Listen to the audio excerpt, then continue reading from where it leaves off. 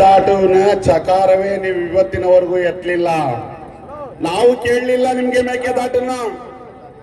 ನಮಗೆ ಬೇಕಾಗಿರಲಿಲ್ಲ ಮೇಕೆದಾಟು.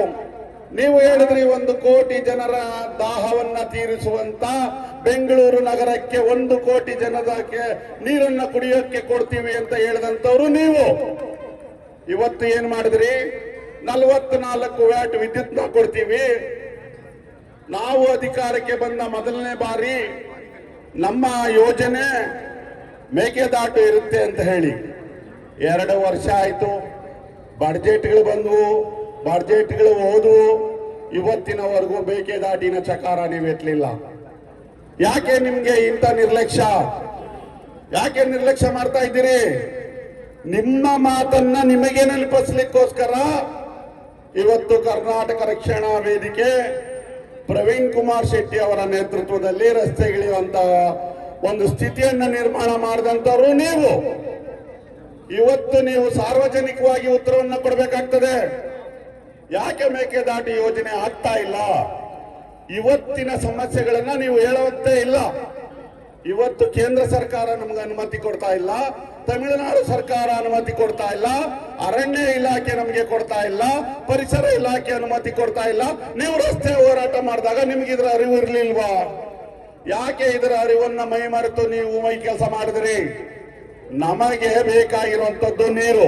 ಅದು ಮೇಕೆದಾಟಿಯಿಂದ ಕೊಡ್ತೀರೋ ಕುರಿದಾಟಿಯಿಂದ ಕೊಡ್ತೀರೋ ನಿಮಗ್ ಸೇರಿತು. ನಾವು ಇವತ್ತು ರಸ್ತೆಗೆ ಇಳಿತಾ ಇರುವಂತದ್ದು ನಿಮ್ಮ ಮಾತನ್ನ ನಿಮಗೆ ಎಚ್ಚರಿಸಲಿಕ್ಕೋಸ್ಕರ ಅಷ್ಟೇ. ನಾವು ಯಾವುದು ಹೊಸ ಯೋಜನೆಯನ್ನ ಕೇಳ್ತಾ ಇಲ್ಲ, ನಿಮ್ಮನ್ನ ಎಚ್ಚರಿಸ್ತಾ ಇದ್ದೀವಿ. ಅವತ್ತು ಏನು ನೀವು ಮೇಕೆದಾಟೆಯಿಂದ ಪಾದಯಾತ್ರೆಯನ್ನ ಮಾಡಿದ್ರಿ, ಕೇಸ್ಗಳನ್ನ ಹಾಕಿಸ್ಕೊಂಡ್ರಿ, ಕೊರೋನಾ ಸಂದರ್ಭದಲ್ಲೂ ಕೂಡ ನಾವು ಹೋರಾಟ ಮಾಡ್ತೀವಿ ಅಂತ ಮಾಡಿದ್ರಿ. ಇವತ್ತಿನವರೆಗೂ ಯಾಕೆ ಸ್ವಾಮಿ ಮಾತಾಡ್ತಾ ಇಲ್ಲ? 2 ವರ್ಷ ಆಗಿದೆ ಸರ್ಕಾರ ಅಧಿಕಾರಕ್ಕೆ ಬಂದು, ಇವತ್ತಿನವರೆಗೂ ಅದ್ರ ಬಗ್ಗೆ ಮಾತಾಡ್ತಾ ಇಲ್ಲ. ನಾವು ಅದನ್ನ ಎಚ್ಚರಿಸಲಿಕ್ಕೆ ಕರ್ನಾಟಕ ರಕ್ಷಣಾ ವೇದಿಕೆ ಗುಡುಗಿದ್ರೆ ವಿಧಾನಸೌಧ ನಡಗಲೇಬೇಕು. ನಡಗಲಿಲ್ಲ ಅಂದ್ರೆ ನಾವು ಬಿಡಲ್ಲ, ನಡಗಿಸ್ತೀವಿ. ಆ ತಾಕತ್ತು, ಆ ಶಕ್ತಿ ಕನ್ನಡಿಗರಿಗಿದೆ. ಕನ್ನಡಿಗರು ಕರ್ನಾಟಕ ರಕ್ಷಣಾ ವೇದಿಕೆಗೆ ಆ ಶಕ್ತಿಯನ್ನು ತುಂಬಿದ್ದಾರೆ. ಇದು ಕೇವಲ ಕರ್ನಾಟಕ ರಕ್ಷಣಾ ವೇದಿಕೆ ಪ್ರವೀಣ್ ಶೆಟ್ಟಿ ಅವರ ಆಗ್ರಹ ಅಲ್ಲ, ಸಮಸ್ತ ಕನ್ನಡಿಗರ ಆಗ್ರಹ.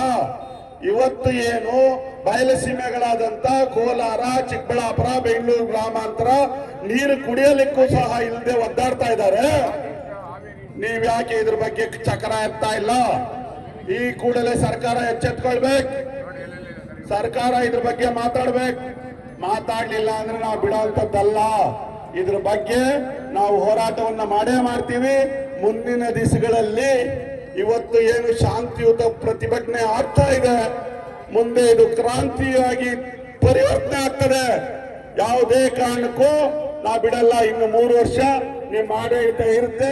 ಅಷ್ಟೊಳಗಡೆ ಮೇಕೆದಾಟು ಯೋಜನೆಗೆ ಅದೇನ್ DPR ಮಾಡ್ತೀರೋ, ಅದ್ಯಾರನ್ನ ನೀವು ಅನುಮತಿ ತರ್ತೀರೋ ಅದು ನಿಮ್ಮ ಹೊಣೆ, ನಮ್ಮ ಹೊಣೆ ಅಲ್ಲ. ಅದನ್ನ ನೀವು ತರಲೇಬೇಕು. ಮೇಕೆದಾಟು ಯೋಜನೆ ಆಗ್ಲೇಬೇಕು. 1 ಕೋಟಿ ಜನರ ದಾಹವನ್ನ ತೀರಿಸಬೇಕು. ಇಲ್ಲ ಅಂದ್ರೆ ಕರ್ನಾಟಕ ರಕ್ಷಣಾ ವೇದಿಕೆ ಕೈಕಟ್ಟು ಸುಮ್ಮನೆ ಕೂರಲ್ಲ.